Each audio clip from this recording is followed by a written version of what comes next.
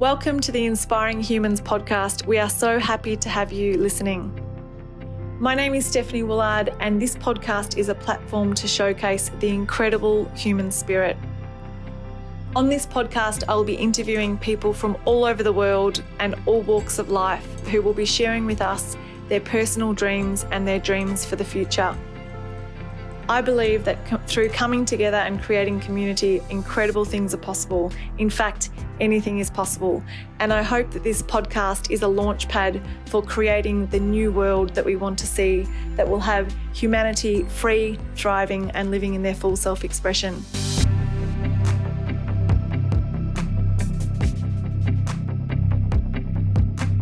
It's my absolute pleasure to have Tanya Gonzalez on the Inspiring Humans podcast today. Tanya, I'm so excited to interview you and have you featured.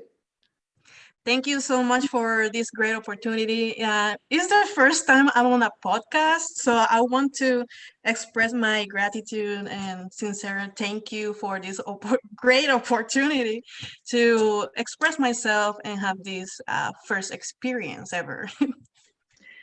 That's amazing. And Tanya is starting with us as an intern for Seven Women and Seven Continents Council, our global vision. And I just recognised amazing energy in Tanya and passion for the work that she does and passion to make a difference and an action woman who gets things done. So that you really inspired me, and I said, let's hop on the podcast. And Tanya is actually going to be leading our Spanish edition for the podcast going forward. So we're going to be having quite a few Spanish speaking guests on the podcast, and I can't wait to create that magic with you as well.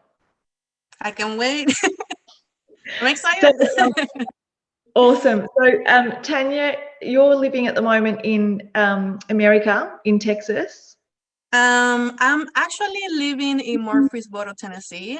Texas and Tennessee are very similar, so yes. And you're originally from Puerto Rico. That's correct. Awesome. So I'd love to just throw to you and to hear a bit about your background and what has led you to be living there firstly, but, a bit about your journey and your upbringing. Okay, sure. Well, for those who are listening and doesn't know much about me, my name is Tanya Gonzalez. I'm originally from Puerto Rico, San Juan, Puerto Rico. And I moved to Murfreesboro, Tennessee around 7 years ago. Now, I am currently working on multiple projects because I love to multitask and be under stress all the time. But I think that's cultural. And I haven't met any Puerto Rican yet that is not stressed out or is not like doing anything. Like we're always doing something and very active, doing a lot of stuff especially for the community.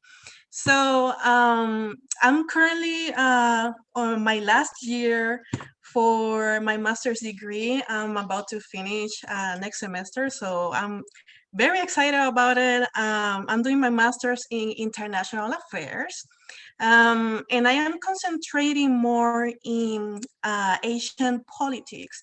That is something that I have always been so interested, because Puerto Rico may be a very small island, but is currently a colony from the United States.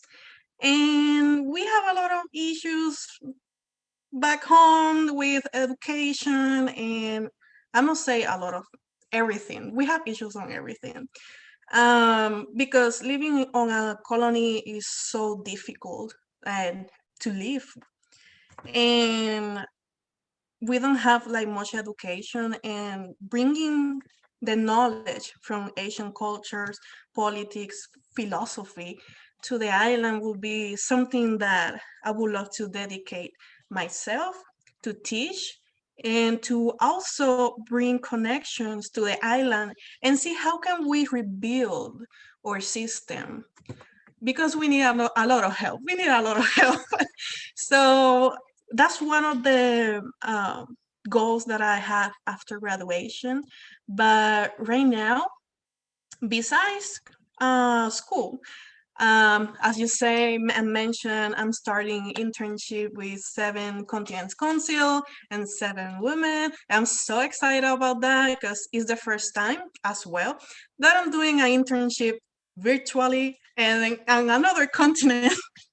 So I am very humble and grateful for this opportunity of the internship. And while I'm doing all that, I'm also assisting Dr. Donna Dopwell with her social work research projects.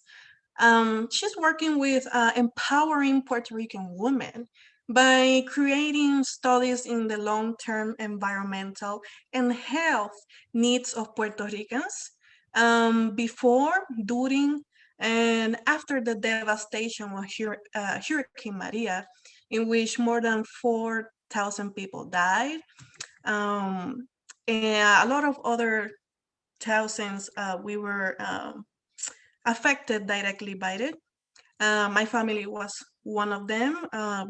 I lost my my grandmother by being one of the victims in the afterwards.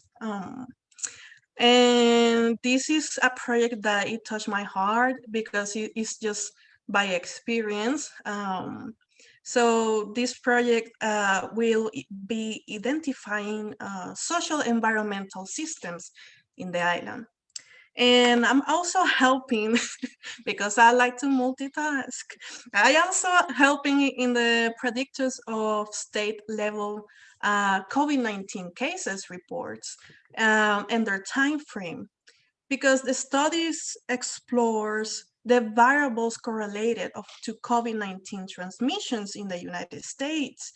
It considered challenges and opportunities to connect those populations most likely to contract the disease with the tools to help them to prevent such transmissions.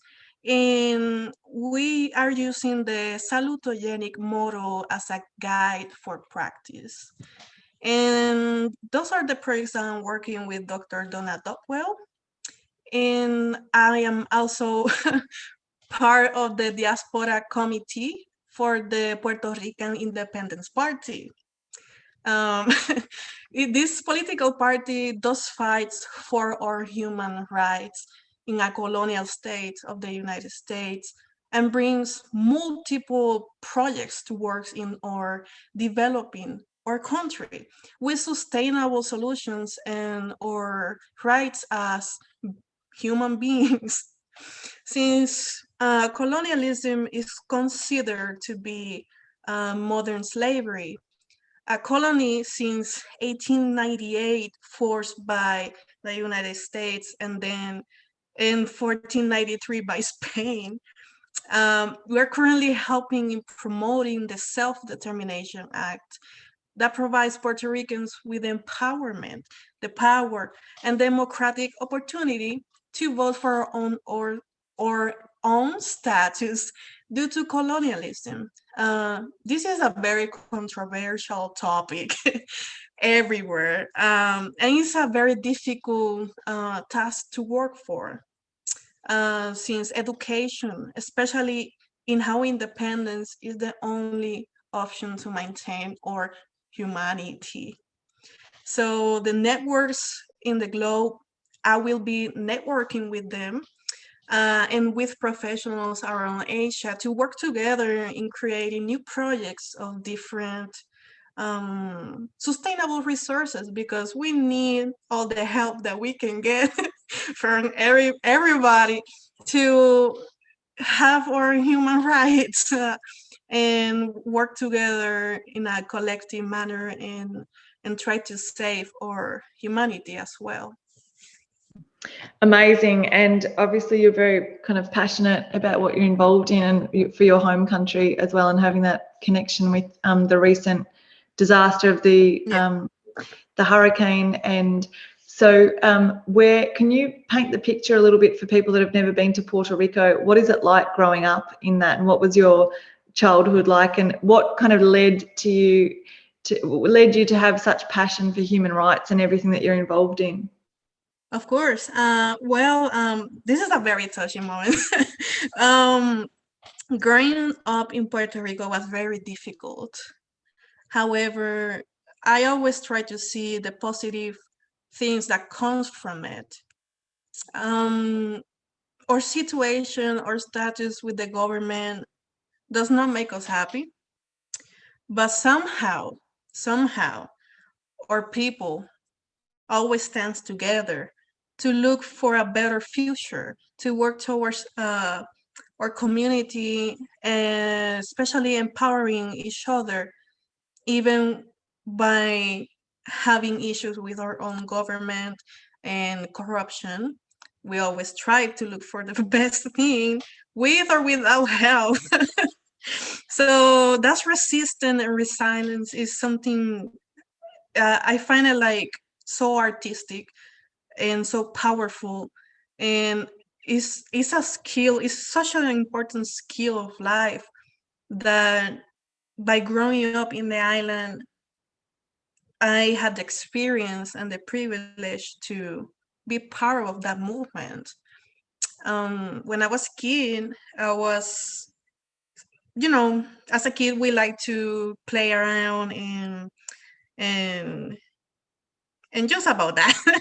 But usually, I had to grow up. How to say it? I had to grow up very fast.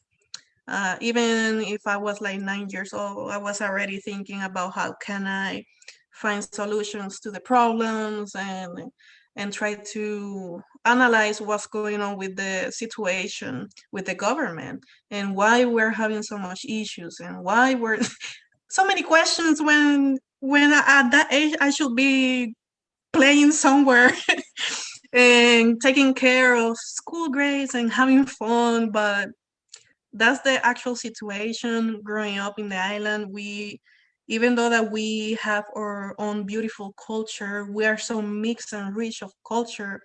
We are mixed because we have our Native American side, we have our European culture as well, and African culture. That mixture make us be Puerto Ricans. um, and it's something beautiful, and that's something that we keep pushing towards because it's the only thing we still have for ourselves. Because again, sadly, our government is highly corrupt, and it has been connected with the United States, and colonialism is very hard to live on. So we are Puerto Ricans growing up, we always stick together in culture because that's the only thing we have for ourselves. So it's hard growing up. And I think that's really interesting what you're saying, because it sounds like the community pulls together a bit more, when there's a government that has a lot of corruption, and when there's you kind of rely on each other more because you need each other more to provide things and support each other, which is, I think, really interesting when we look at community development and that curation Yes. of community. And I always found that super interesting working in a country like Nepal, because it's a bit similar. And as a tourist, I loved that, or as a foreigner, I loved that sense of community, but it's come at a cost, and that's the why they've got that such a strong sense of community, because they actually need it to survive. Yes, and that's the only option that we have right now. However, we are working very hard and getting a status and getting a democratic option uh, to self-determination and try to be an independent nation, because we are very intelligent people. I need to say it. We have the knowledge, and we know by facts, by numbers, by sources, articles, research, you name it. We know that independence will be the best option to have something for us, to be able to have housing, to be able to have electricity, water, even basic human needs. Like right now, there's a lot of issues on electricity. I mean, we have a lot of issues, but the recent one is based on electricity because the government has been private. I don't know how to say this word. It's trying to put it private instead of public, and we need to pay more. We don't get the if something happens, if another hurricane comes, we are not gonna receive the same help as before. So we are we are in a bad position right now, and plus climate change. We have worldwide climate change has been affecting us, all of us, right? And Puerto Rico, with all the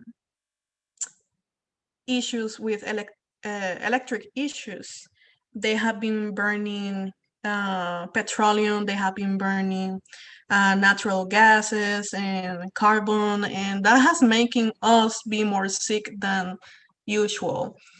With all the contaminations, and it's just it's hard to even talk about it because it's just recent, and there's a lot of people getting sick, getting cancer, and we cannot we are trying to fight for our human rights and basic human goods in a colonial state of the United States.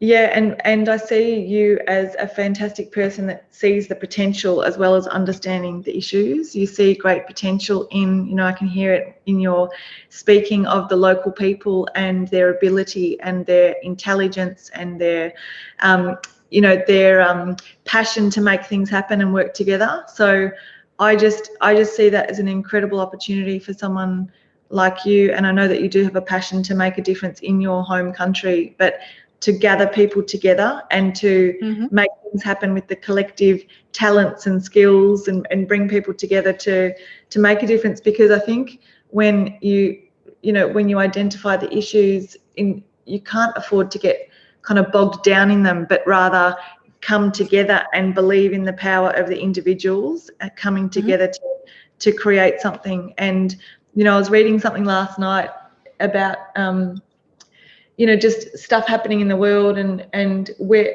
who creates it. And we think of where all these wars and things are created, and you kind of go, but if human nature is good, then why do we see what we see in the world? And it's like, I think we are the 99%. If we actually organised ourselves in a way that we could come together and focus on the same outcome for the greater good, it would, there would be no more, there would be not as much, heartache as we see in the world. So that is fascinating. And I'm wondering if you've seen any really amazing examples of collective action and people coming together at the grassroots to make a difference. Yeah, sure. We as society, I need to clarify that as society we're very divided because of our own colonialism and Stockholm syndrome. So usually people are very individualistic, sadly. However, more people are coming out as with collectivism ideas, trying to work towards solutions for these problems that we have in society. Even if people don't want to, they need to work together to find a solutions for this problem, because this problem is not only for one person, it's for an entire society, an entire world. So there's a lot of examples. For example, I will mention the Diaspora Committee for Independence Party. This party helps to create a lot of, as you mentioned, grassroots organizations and NGOs, and help them and help society in Puerto Rico to protest for own rights, to create events on educating our society, because education is something that is gonna make us be able to understand what's happening. And that is something that sadly Puerto Rico is lacking. Education is very lacking, and we need to teach society so society can understand what's going on and why the government is doing what they're doing. So oh, I do recommend the Partido Independentista Puertorriqueño, because of their solutions to the problems. They are not just a political party that talks and talks and talks. They talk and do. They talk and do. So it's difficult for everybody back home due to the Stockholm syndrome to understand each other. Even if we're a small island, we have so many divided groups of people. If it doesn't make sense, you know. So another example of NGOs and grassroots will be, let me think about, it will be El Puente. El Puente is a NGO based on ecosystems. They are located in New York, and actually my cousin, she's part of that NGO, and she helps Puerto Rico by connecting churches. She's a reverend. Her name is Dr. Sari Rosario. She does inspire me a lot because she's a reverend for one of the Disciples of Christ. This is a Christian church in the island where she also do volunteer works and alliances. And one of those alliances between her church and other environmental organizations are El Puente. So El Puente does dedicates to conserve our ecosystems, and other churches to promote recycling, and all type of education based on how to maintain our ecosystems. So this is a really great NGO to shout out because they're doing a great job on preventing more contamination and educating the people, because that's the most important thing.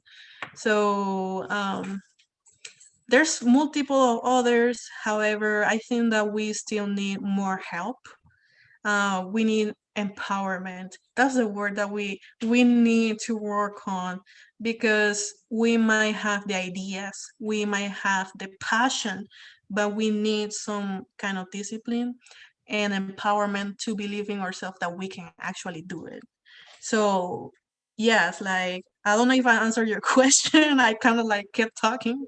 Yes, no, that's fantastic. And I love the sounds of that woman, the leader who's connecting the churches. I think the more inspiring leaders that we see in societies, the more it inspires people to step up and, you know, become leaders themselves. So I think, you know, and it's interesting hearing you share about people being divided, because I think that is very much a strategy of people wanting the control at the top to divide people, because if people are divided and if they're fearful of each other and you know, judgmental of each other, they're not going to be able to achieve much. So that's something that I really understood from my 2 years doing my master's in Sweden in peace and conflict research, where, you know, a lot of that is a strategy. That is one of the main strategies of people wanting to maintain control. And it's really sad because humans want unity. Humans are, you know,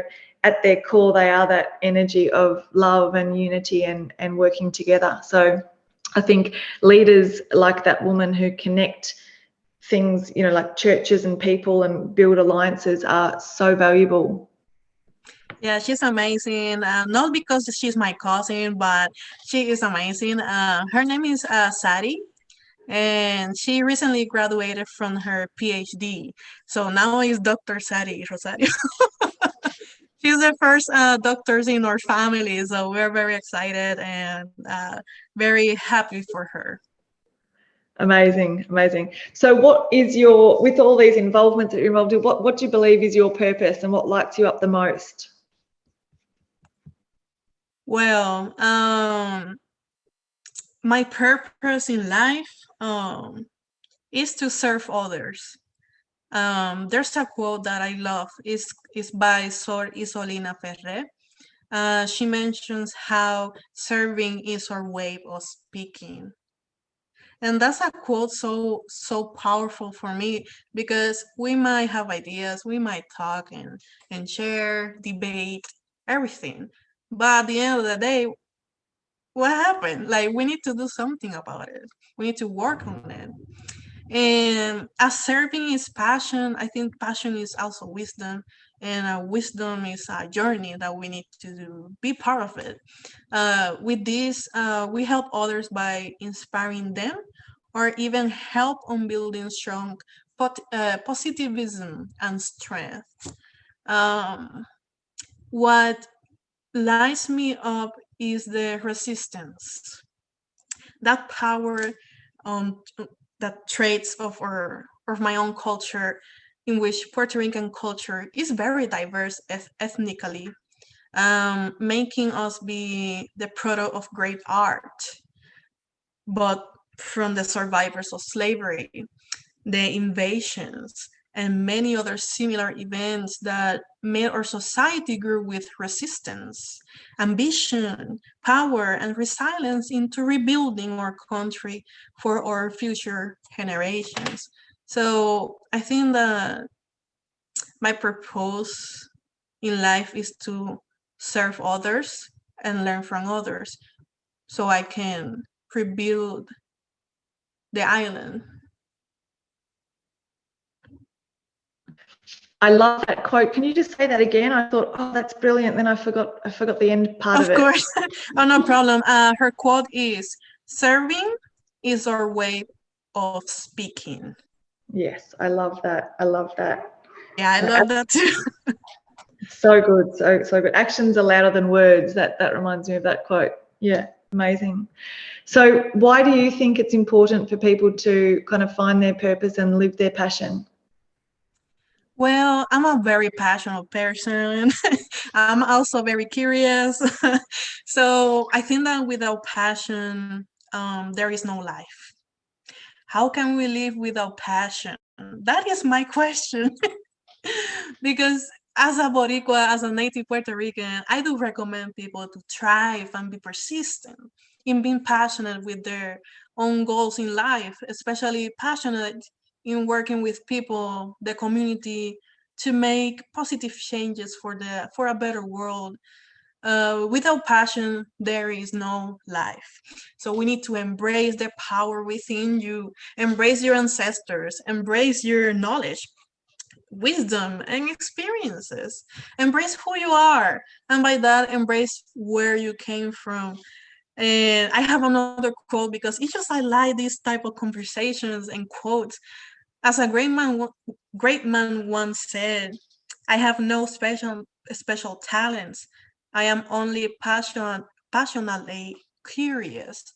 And that was Albert Einstein. So we need to be passionate in this life, because it's just, I don't think that we can be in this life without passion. It won't make sense. I love that. Passion is life. Exactly. Without passion, what do we have as humans? And that life force that you're talking about is what leads us as well to our passion. Yeah. I think the more aligned we are with what lights us up, and the more we take that path, that is the path. You know, that is our path, our personal path. So amazing, super inspiring. And apart from your cousin, who sounds incredible, is there someone else that has inspired you on your journey? Of course. I have two other people that I want to talk about, especially uh, my grandmother. Um, she lived for 96 years. She is the most she has been the most important person in my life.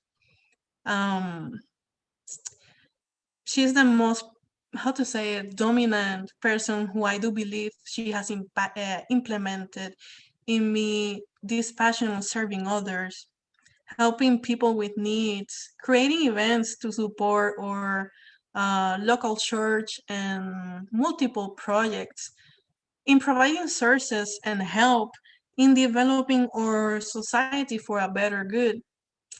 That person, my grandmother, Betty Centeno Urbina, she worked her entire life providing others, serving others until her death at 96 uh, years in 2018 as an aftermath of Hurricane Maria. So she survived the two most catastrophic hurricanes in Puerto Rico, earthquakes, and so much that even that it did not stop her into serving our society and our people. She was called like a social worker, but without the title because she didn't have the opportunity to study and have a license. But she was exactly just like a social worker for our society.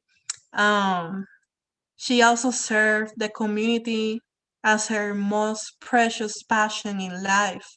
Therefore, I do believe those traits has been passed to few family members and myself. And I do actually want to talk about another person that has inspired me. Her name is Emily Ramos. She is a retired police officer in Puerto Rico.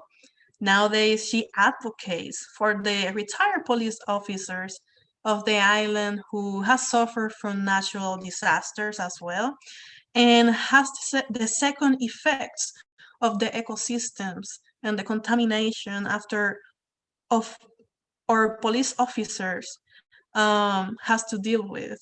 And this has caused them to have the highest group with children having cancer, having autism, and other medical conditions. Um, in which I need to clarify that our health, medical, and all everything that has to do with um, the health system, we actually lack of it. We lack of we lack of everything, but something that really breaks my heart is that there's not much resources of medicine. Um, there's no people doesn't have the ability to make an appointment to a doctor from one day to another. Like here in the United States, you can do that. Sometimes we need to wait for 6 months to a specialist because there's no people, there's no professionals because the professionals obviously they study a lot and they need to pay for student loans and everything, and their salaries in the island are pretty bad compared to the states, and that goes back to the corruption in the government. So it's a lot of things, and she's working um, to help retired police officers on providing them with resources to help them rebuild their life after so much dangerous challenges. She has created multiple proposals of legislative projects to improve the conditions of active and retired police officers. She would like to be able to institute a fund to improve the conditions of retired police officers who are even without health insurance. Some of them are even homeless. And she's working on proposals to open an abandoned school in Puerto Rico and use it as an alternative to provide housing, to provide education, and even agribusiness projects into the school for retired police officers and even the community in general. So as for now, my grandmother my cousin, Dr. Sari Rosario, and Emily Ramos are my biggest inspirations for my journey.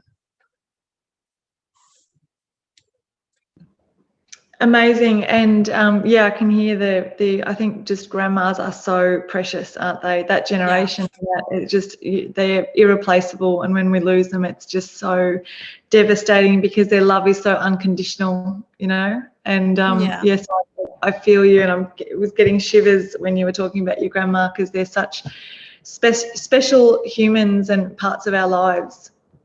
Yeah. They are. Are there any other kind of life occurrences that have happened to you that have made a massive difference in you choosing what you do today?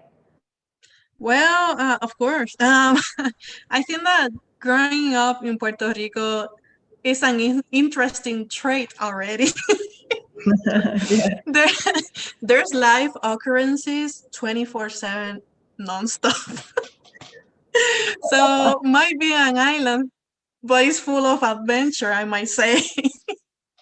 So the fact of growing up in the oldest colony on Earth is already a survival skill I should put on my resume and life goals. I laugh now, but it's just it's sometimes we need to laugh of the terrible things because it's just too much. So, however, events that has made me a difference in my life, a drastic one, was moving out of the island to a state full of white supremacists. Having the weird opportunity to meet with white supremacists, neo-Nazis, and racism every day in Tennessee, it has been a hurtful, but it's an opportunity of growth in life occurrences. I spend most of my time here in Tennessee in how to help the locals. That's something that I like to ask myself every day. And before COVID-19, I was literally in every event I could possibly participate on. I became the vice president of La Comunidad. This is um, the first Latino and Hispanic um, orga- um, cultural organization at my university in Middle Tennessee State University. I was also a mentor for the Asian Student Association, the Caribbean Student Association, the Hispanic and Asian Heritage Month Committee, while volunteering for the LGBT plus events in which Happy Pride, y'all, Habitat for Humanity, Field the Children, Tennessee Democratic Party, National Honor Society, Secular Student Alliances, Puerto Rico Rises, among many other entities. I was so active before COVID-19, but during this pandemic, I have took the time to analyze what I want to do in my life. And all I want to do is to rebuild Puerto Rico from its misery and corrupt government. This might sound very radical and dangerous, since those who want to make a positive change in society are the first ones to be either disappeared or even murdered. And this is a reality that we need to confront, but it's the only way for humanity to maintain alive and prosperous. Because I do think and I do believe that humanity should always be first. Yes, well, and you're very, I think that passion allows people to become very courageous as well, that passion and that understanding of injustice. So you're very brave and courageous as well. And I'm sure you're already, you've already inspired many people and you'll inspire many more. And I think I'd love to just end the podcast with asking you, what would your advice be to others, to students that are just started out at university, or to others in regards to their journey of speaking their truth, because you're sharing a lot of truth and you're sharing a lot about yourself and your life in this interview, and it's while there's so many challenges, it's very liberating to live like that and to live in a way where you feel you can share your truth and that you don't necessarily you're not limited by what you think others would think about you. So what's your advice to others that are wanting to kind of speak more of their truth and follow their highest excitement in life? Of course. I am not good at sharing wisdom since I am still young and learning. However, I can share how perhaps Confucianism has been essentially a philosophy that I have been learning recently. I'm trying to understand on other type of ethics for politics, social structure, and other things as a tool, just as a tool for community development. I could share that beginning a journey or gaining wisdom, we need to study and understand society, humanity, and why we act how we act. Everyone should be treated with equity. Therefore, learning from others is the most important thing to start any journey in life. And with this, I would really want to thank Dr. Wang and Dr. Da from MTSU for introduce me to Chinese culture, especially by sharing with their knowledge, their advices on philosophy, politics, foreign language, and even culture has expanded my mind into understanding more marginalized communities in the United States and the dangerous effects of Western military and political propaganda in the East. I should say in the entire global South. So I think that this starting a journey of speaking the truth, you need to understand society and you need to understand yourself first. So you can start your own journey in helping the community to be developed.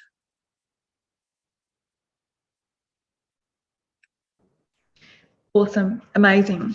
Thanks so much, Tanya, for giving up your time to be on the podcast today. I can't wait to develop the Spanish series with you.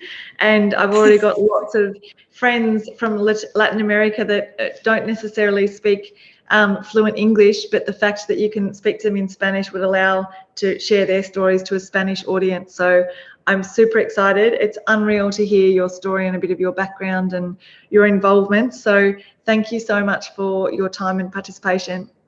Oh, thank you so much for this opportunity. It has been great. It's the first time. So I appreciate this experience. And I want to end this podcast with another quote because I love quotes.